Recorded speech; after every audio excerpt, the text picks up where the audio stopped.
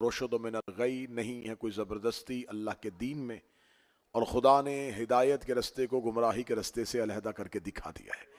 اس میں تاریخی حقائق کے ساتھ گزرتے ہوئے ہم کوشش کر رہے ہیں کہ ہم کربلا کے اسباب کو جان سکیں، ہم یہ جان سکیں یہ آخر یہ کربلا کا واقعہ کیوں ہوا، کربلا کے واقعے میں کون کون سی طاقتیں کار فرما تھیں۔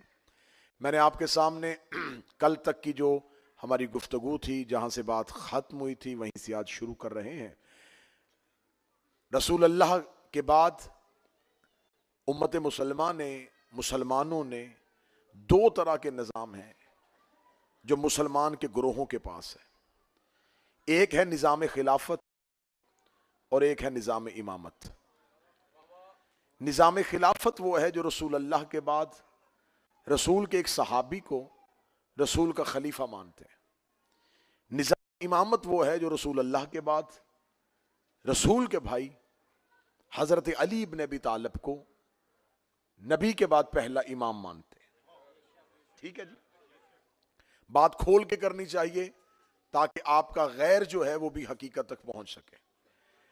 خلافت والے وہ ہیں جو یہ چاہتے ہیں کہ دین رسول کے بعد ہمارا نظام جو ہے خلافت والا، یہ نظام ٹھیک ہے، یہی ہدایت والا نظام ہے، یہی حق والا نظام ہے، اور رسول اللہ کے بعد یہی نظام حق ہے۔ جبکہ امامت والے یہ کہتے ہیں کہ رسول اللہ کے بعد امامت والا نظام یہی ہدایت کا نظام ہے، یہی حق کا نظام ہے، یہی سیدھا رستہ ہے، اور یہی صراط مستقیم ہے۔ اب مدت ہو گئی ہے، نہ اس نظام والے اپنے نظام کو برا کہہ رہے ہیں اور نہ اس نظام والے اپنے نظام کو کسی کو غلط کہنے دے رہے ہیں، لیکن بات ہم اتحاد کر تو رہے ہیں، ہم اپنے فروعی اختلافات تو اپنے ایک دوسرے کے آمنے سامنے کر رہے ہیں۔ جب بھی اتحاد مسلمین کی بات ہوتی ہے، مسلمانوں کے اتحاد کی بات ہوتی ہے، تو اتحاد امت کے لیے جو سب سے پہلے تقریر کرتے ہوئے جملہ کہا جاتا ہے سارے مسلمانوں کو خوش کرنے کے لیے، وہ یہ کہا جاتا ہے دیکھیے ہم تمام مسلمانوں کا اللہ ایک ہے، قرآن ایک ہے، نبی ایک ہے، کعبہ ایک ہے، لیکن ستم ظریفی یہ ہے کہ ہم مسلمان ایک نہیں ہیں۔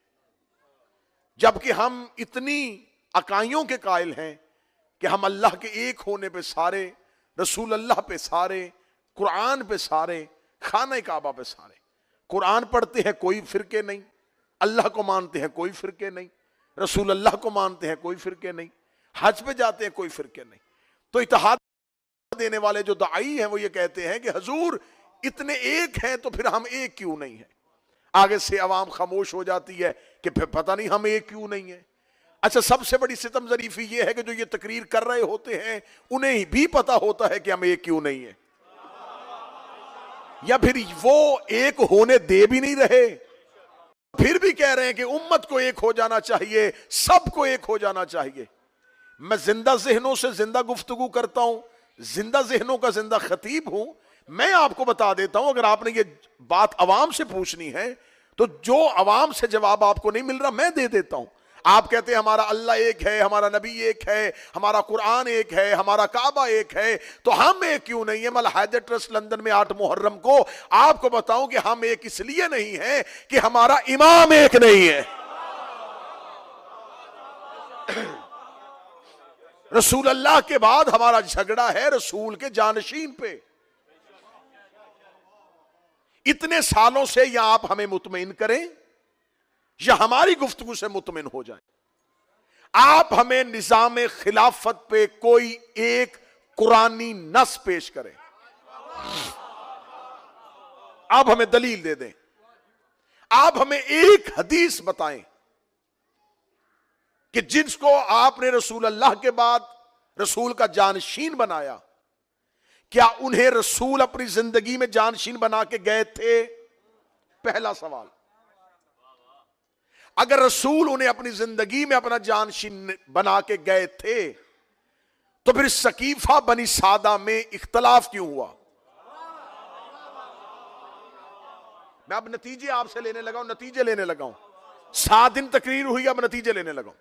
اگر وہ نبی کے بنائے ہوئے خلیفہ تھے تو پھر جرت کیجئے، پھر تھوڑی اپنے اندر طاقت لے کے آئیے, مردانگی لے کے آئیے, اور لکھے تاریخ میں کہ علی نے رسول کے بنائے ہوئے خلیفہ کو تسلیم نہیں کیا.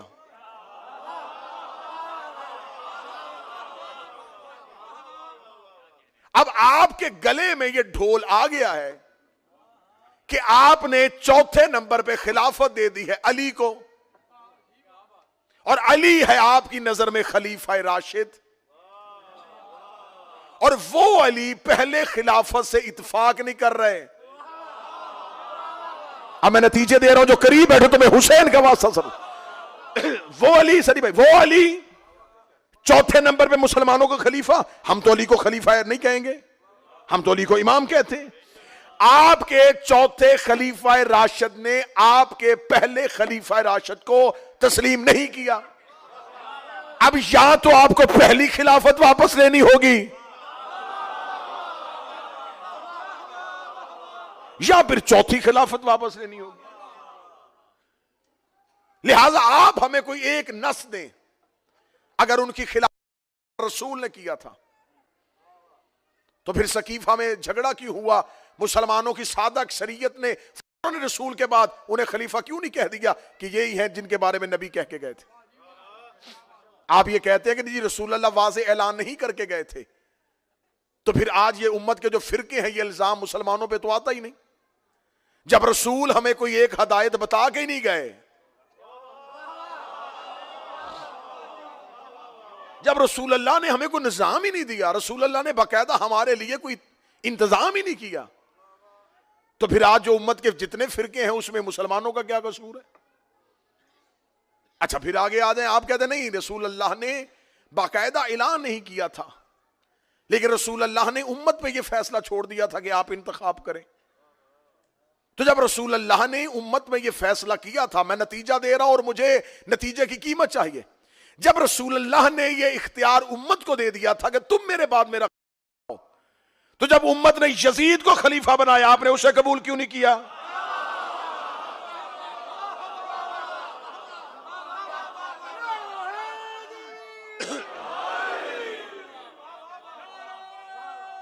بسم اللہ.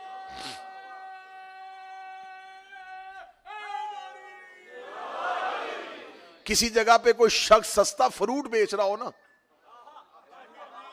اور وہاں پہ جا کے بندہ اچھا فروٹ علیحدہ کرے, گلا سڑا چھوڑ دے, تو پھر وہ کہہ دیتا ہے کہ حضور سستا اسی لیے کیا کہ سارے لو.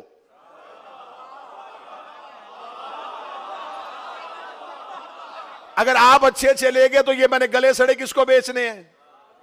تو آپ اچھے نہ اٹھائیں. جب آپ نے نظام کو اتنا سستا کر ہی دیا ہے تو پھر اب سارے ہی اپنے کھاتے ڈالیں.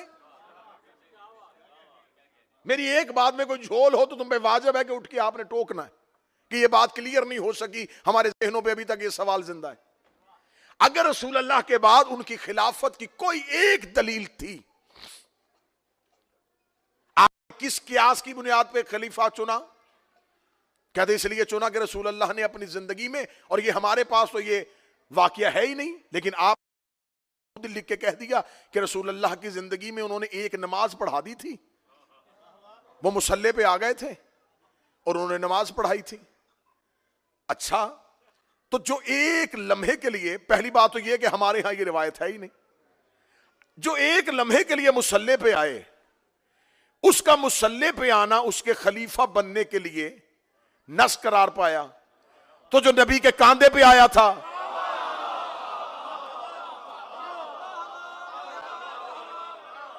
بھئی کسی کا نبی کی مصلی پہ آنا اگر دلیل ہے تو مصلی پہ آنا کاندھے پہ آنے سے زیادہ افضل تو نہیں ہو سکتا؟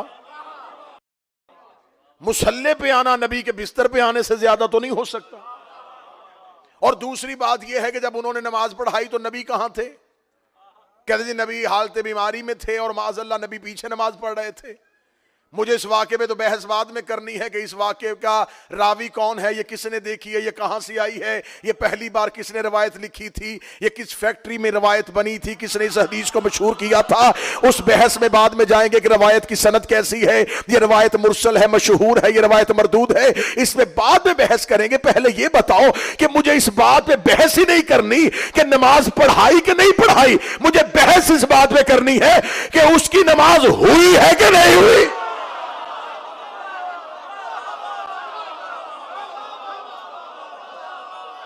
اس کی نماز ہی نہیں ہوئی.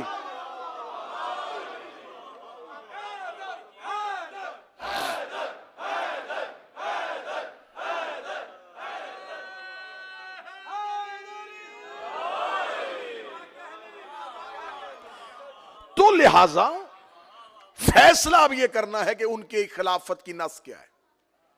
بالکل اب بالکل باتیں ختم ہونے کے آ رہی ہیں, اس لیے نتیجے دے رہا ہوں. نص کیا ہے, دلیل کیا ہے؟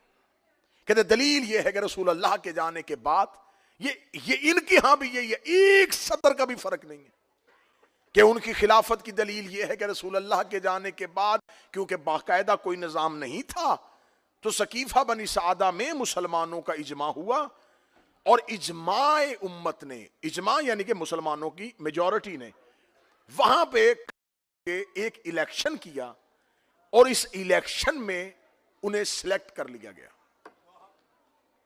اچھا یہیں پہ آئیں, کیا ہوا تھا امت کا اجماع؟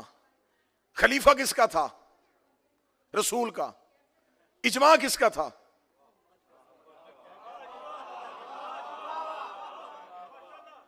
میں امام حسین کا سب سے چھوٹا سا ذاکر ہوں, اتنا پڑھا لکھا بھی نہیں. میں مجلس میں دیر سے آ جاؤں اور مجمع اکٹھا ہو کے کہے کہ آج ہم پھر فیصلہ کر لیتے ہیں کہ کس کو پڑھائیں, اور ایک اجماع کے ساتھ ایک بندے کو کھڑا کریں اور کھڑا کر کے اسے زبردستی پیچھے سے دھکا دے کے وہ کہ میں نہیں بیٹھنا چاہتا, کہ نہیں نہیں جی آپ بزرگ ہیں,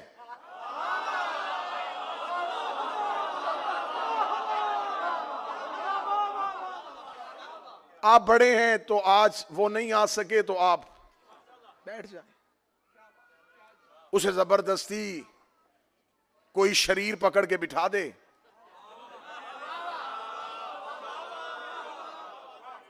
اب وہ بیٹھ کے کھانسنا شروع کر دیں تو آپ آگے سے چپ بیٹھے ہیں, بھائی بٹھایا ہے تو پڑھاؤ. تو وہ کہیں لیں صاحب سن لیں, آپ نے مجھے پکڑ کے بٹھا تو دیا ہے, پڑھ میں لیتا ہوں, لیکن اگر کچھ غلط پڑھ دوں تو مجھے ٹھیک کر دینا. جس نے ہاتھ اٹھایا ہے شہزادی اس ہاتھ کو سلامت رکھے, یقیناً تمہاری نگاہ تاریخ میں ہے تو ہاتھ اٹھائے. ہر بات تو منبر سے بھی کھول کے بیان نہیں ہو سکتی. وہ کھانستے ہوئے کہہ دے کہ حضور پکڑ کے بٹھا دیا ہے, بس آ گیا ہوں, بیٹھ گیا ہوں, آج مولانا نہیں آئے تو چلو میں کوشش کرتا ہوں میں جتنا پڑھ سکوں, لیکن اگر کچھ غلط پڑھ دوں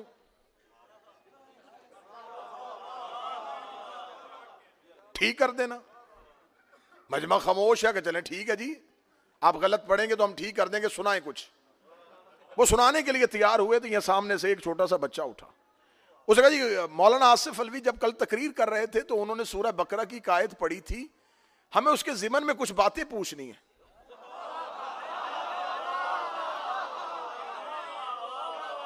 اب وہ بیٹھ تو گیا میری جگہ پہ, تیاری اس کی تھی کوئی نہیں.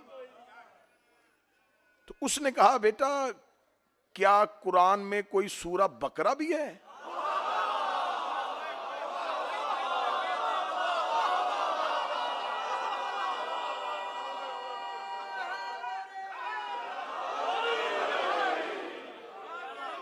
کوئی قرآن میں کوئی سورہ بقرہ نامی سورت بھی ہے؟ اچھا بیٹا قرآن میں یہ سورت اس نام کی کوئی سورت ہے؟ اب وہ پریشان ہو گیا جس نے اسے بٹھایا تھا, اسے تو نہیں پتا تھا کہ بچہ سوال کر دے گا. اب مجلس کا ماحول خراب ہونے لگا. اب وہ مجاہد شاہ جی بیٹھے ہیں, بزرگ ہیں, ان کو پتا چل گیا کہ یہ سارے الزام ہمارے اوپر آ جائے گا کہ جی الحیدر ٹرسٹ میں یہ چلتا ہے, کہ ایک بندہ ممبر پہ بیٹھ گیا اور اس کو یہی نہیں پتا کہ سورہ بقرہ نام کی کوئی سورت بھی ہے. انہوں نے دیکھا کہ ماحول خراب ہو گیا, الزام پورے کا پورا جو ہے نا وہ مجلس پہ آ جانا ہے.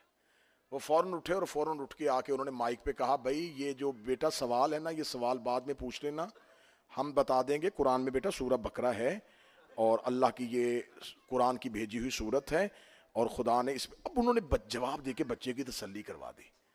اب جس بوڑھے کو بٹھایا تھا نا, اس نے دیکھ لیا کہ مجاہد شاہ جی نے نا فوراً آ کے حالات کو کنٹرول کر لیا ہے. آپ چلے گئے تو وہ شاہ جی کو لے کے ادھر جا رہا تھا. ادھر جا کے شاہ جی کو پیچھے مڑ کے کہتا, شاہ جی اگر آج آپ نہ ہوتے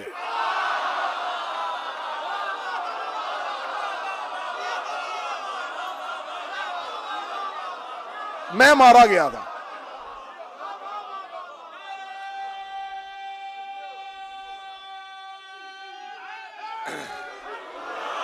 میں مارا گیا تھا کہ میں جتنی بڑی چول مار بیٹھا تھا کہ میں نے تو انکار کر دیا تھا کہ سورت ہی کوئی نہیں ہے.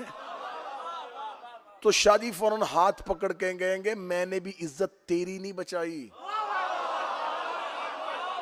بات مجلس پہ آ رہی تھی, کل کو لوگوں نے کہہ دینا تھا مجلس حسین میں جو مرضی ممبر پہ آ کے بیٹھ جاتا ہے. بندے علی سے کہتے تھے, یا علی تو نے بچا لیا. فرمایا عزت تمہاری نہیں بچائی, عزت محمد کی بچائی.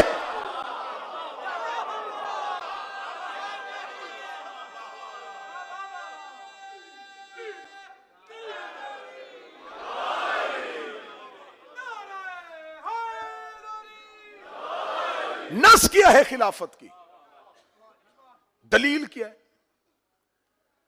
بھئی ہم پوچھ رہے ہیں نا, ہم سوال پوچھ رہے ہیں.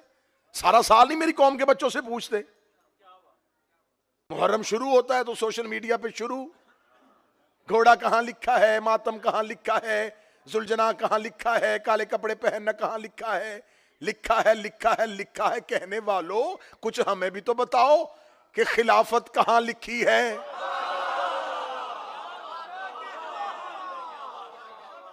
بھئی ساری زندگی ہم ہی بتائیں, جواب ہم دیں, ہم کٹہرے میں کیوں کھڑے ہوں.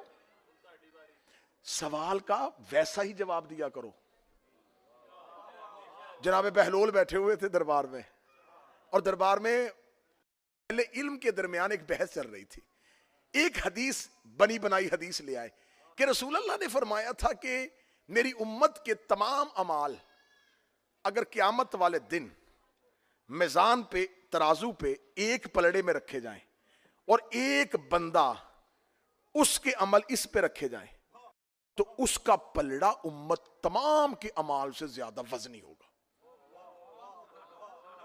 اب یہ حدیث بنی تھی, یہ ہوم میڈ حدیث تھی. تو جب یہ حدیث پڑھی تو سارے علماء آپس میں کہنے لگے, ہاں ہاں ہاں ہاں میں نے بھی حدیث سنی, ہاں میں نے بھی یہ حدیث سنی, ہاں میرے بات. اب ان کے نام لکھے جا رہے تھے کہ اس نے بھی گواہی دی, اس نے بھی گواہی دی, اور مورخ تاریخ لکھ رہا تھا, مورخ تاریخ لکھ رہا تھا. نامہ نگار بیٹھا ہوا تھا نا دربار میں, درباروں میں ہر طرح کا صحافی بیٹھتا تھا. وہ لکھ رہا تھا کہ ایک حدیث پڑھی گئی ہے دربار میں اور فلاں فلاں اس دور کے اس عہد کے علماء نے اس کو آن کیا ہے کہ یہ حدیث نبی کی ہے. سب کہہ رہے ہاں ہاں ہے. بادشاہ نے خوش ہو کے کہا, چلیں چلیں آج الحمدللہ ہم نے ایک دین کا کام کیا کہ آج ایک حدیث پہ متفق علیہ تمام نے اس کو پاس کیا کہ یہ حدیث رسول کی ہے, اگر کسی کو کوئی اعتراض ہے تو پوچھ سکتا ہے. بہلول نے ہاتھ کھڑا کر لیا. اب بہلول کو پتا تھا کہ اتنے لوگوں نے کہہ دیا کہ حدیث صحیح ہے.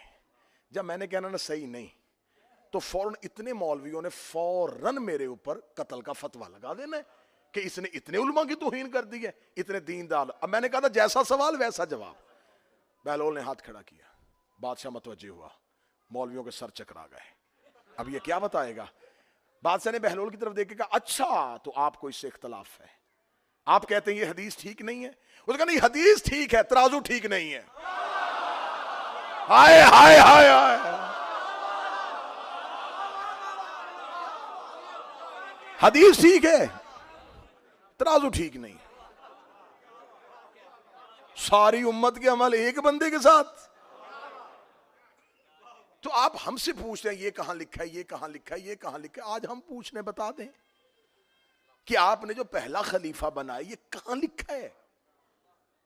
کہتے جی نہیں، امت نے اکٹھے ہو کے اجماع سے بنا دیا تھا. اچھا، امت نے اجماع سے بنا دیا تھا. خدا قرآن میں کہتا جب اللہ نے پہلا خلیفہ بنایا تھا، وَإِذْ قَالَ رَبُّكَ لِلْمَلَائِكَةِ إِنِّي جَاعِلٌ فِي الْأَرْضِ خلیفہ، جب اللہ نے پہلا خلیفہ بنایا تھا تو فرشتوں نے اجماع کے ساتھ اللہ کو جواب دیا تھا اسے خلافت نہ دے، زمین پہ فساد ہو جائے گا. خدا نے فرشتوں کے اجماع کو ٹھکرایا اور کہا چپ، صرف سجدہ کرو. اب سر پہ قرآن رکھ کے بتانا، جو اللہ اپنی خلافت پہ معصوموں کا اجماع برداشت نہیں کرتا،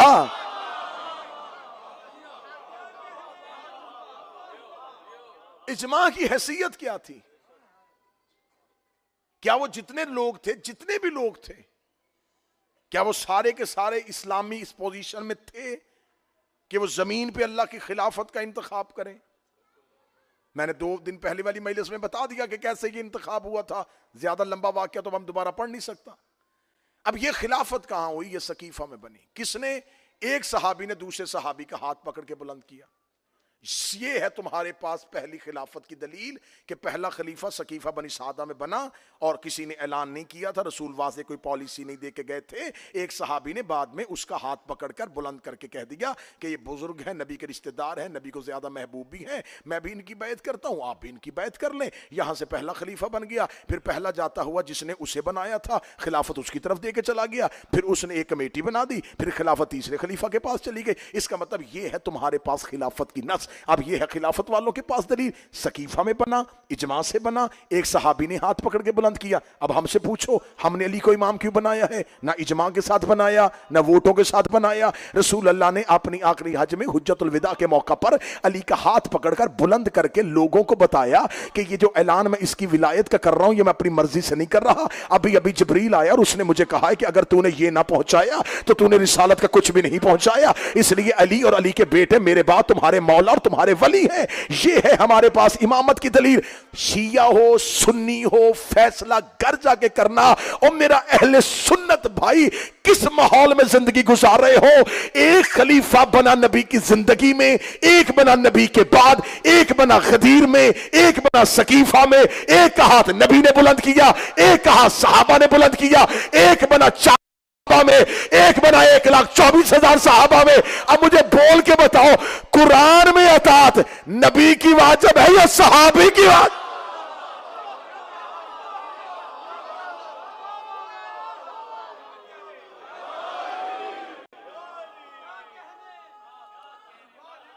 اللہ کا بنایا ہوا. ایک کو نبی بنا رہا ہے، ایک کو صحابی بنا رہا ہے. اور قرآن یہ کہتا ہے کہ جو محمد دے وہ لے لو، جس سے روکے اسے رک جاؤ. رسول نے ہمیں علی دیا، ہم نے لے لیا.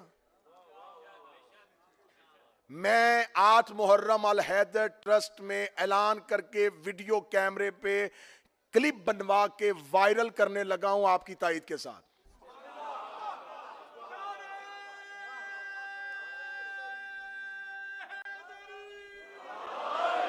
اب اگر میں صرف اعلان کروں گا اور مجمع خاموش رہے گا تو لوگ کہہ دیں گے یہ صرف اس نے خود اپنا کیا، اس کے مجمع کی سے تائید نہیں تھی. میں حیدر ٹرسٹ میں یہ قرارداد پاس کرواتے ہوئے یہ اعلامیہ پوری دنیا کو سنانے لگا ہوں، لا الہ الا اللہ محمد رسول اللہ علی ولی اللہ.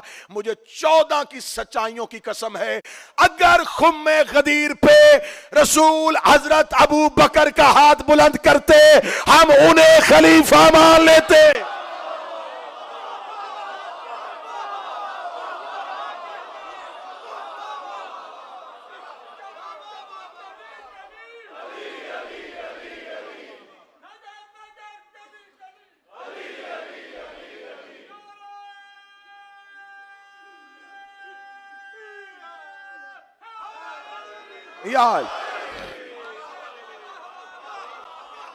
اگر رسول اعلان کرتے خدا کی قسم ہم مان لیتے.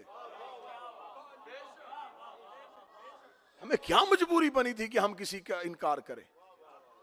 رسول اللہ نے بلندی نہیں کیا، رسول نے کہا ہی نہیں، حکم ہی نہیں دیا. ماتم کرتے ہیں شیعہ بدعت ہے. بدعت کیوں ہے جی؟ کہتے ہیں جی نبی کی زندگی میں تو تھا ہی نہیں. اچھا تو مان گے نا جو نبی کی زندگی میں نہ ہو وہ بدعت ہوتا ہے؟ جو ہاتھ نیچے ہے یار آپ کیا سننا چاہ رہے ہیں؟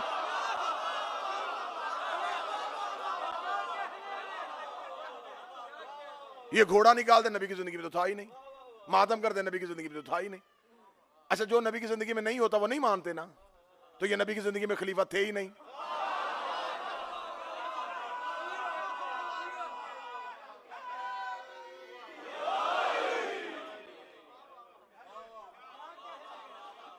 بھئی آپ ہمیں بتائیں, آپ ہمیں منوا لیں, دلیل دیں, ہمیں مان لیں. جہاں دلیل نہیں ہوتی وہاں گالی وہاں گولی. جب دلیل ختم ہو جاتی ہے, جب علم کا دروازہ بند ہو جاتا ہے, جب ہدایت ہی نہیں ہے, ہم آپ پہ سوال کر رہے ہیں, ہم ماننے کے لیے تیار ہیں. بھائی دلیل دے دیں. ہمارے پاس دلیل ہے امیر المومنین اور ان کے بیٹوں کی امامت غدیر, اور 1.25 لاکھ صحابی موقع کے گواہ. اچھا مولی 2 طرح سے خلیفہ ہیں, سلیکشن سے بھی اور الیکشن سے بھی.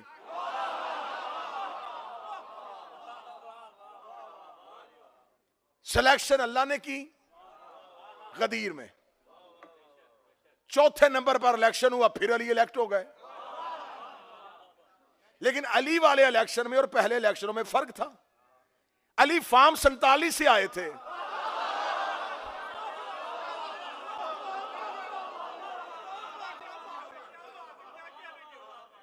میجورٹی مان رہی ہے.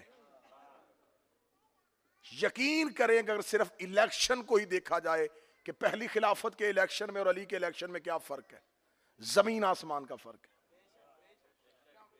پہلی خلافت کا الیکشن چھوٹے سے چوک میں ہوا. اس الیکشن میں اس لمحے مدینے کی میجورٹی نے اختلاف کر دیا. کیسے؟ انصار کا قبیلہ پورے کا پورا انکار کر گیا. بنو خزرج نے انکار کر دیا. سعد بن عبادہ جو ان کا سربراہ تھا وہ خود کینڈیڈیٹ تھا, اس کے مقابلے میں جب زبردستی اسے بنوا لیا تو پورے کے پورے انصار جو ہے وہ الیکشن سے بائیک آؤٹ کر گئے.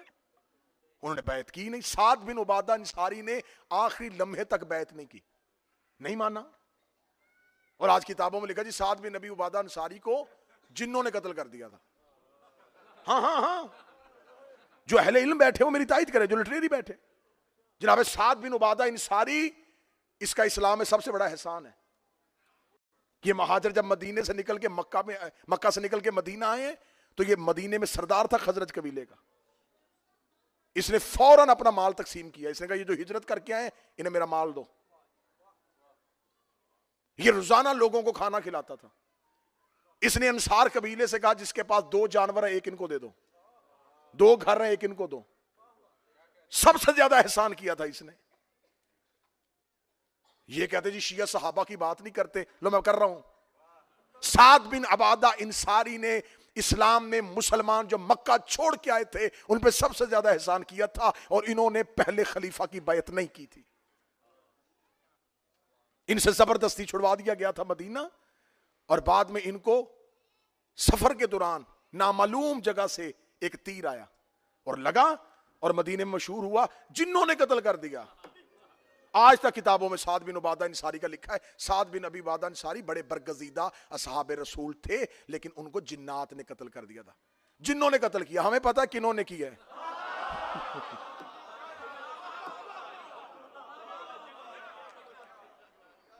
سیکریٹ ایجنسیز اس دور میں بھی تھیں,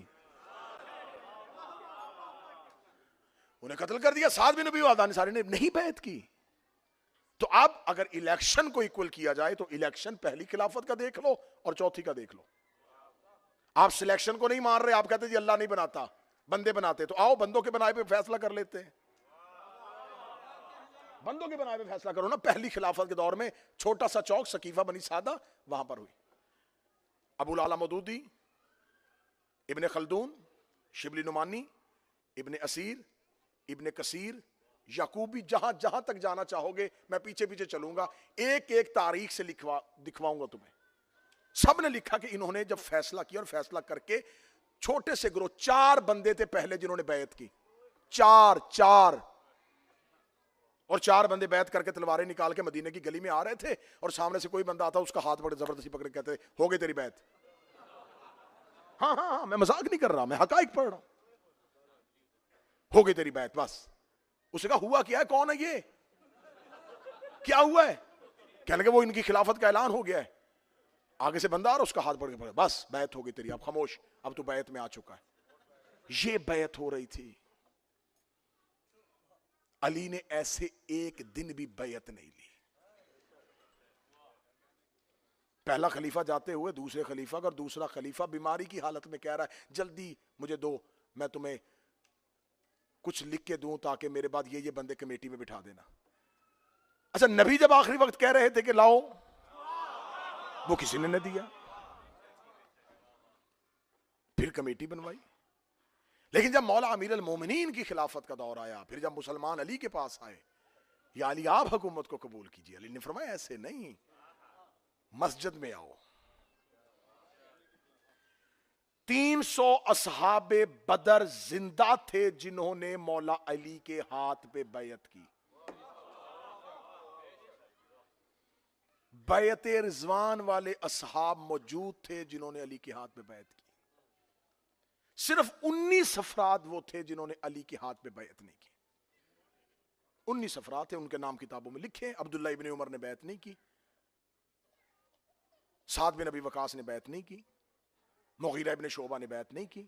علی نے ان میں سے کسی سے بھی زبردستی بیعت نہیں لی. انہوں نے مسجد میں اندر کھڑے ہو کے کہا علی ہم تیری بیعت نہیں کریں گے. علی فرمایا بیعت نہ کرو لیکن مدینے کا امن خراب نہیں کرنا. جناب سیدہ سنو, کربلا کے حقائق سنو, شیعو کربلا کے راز سنو. جناب سیدہ رسول اللہ کے جانے کے بعد روزانہ یہ جو ہم ہاتھ میں خاک شفا کی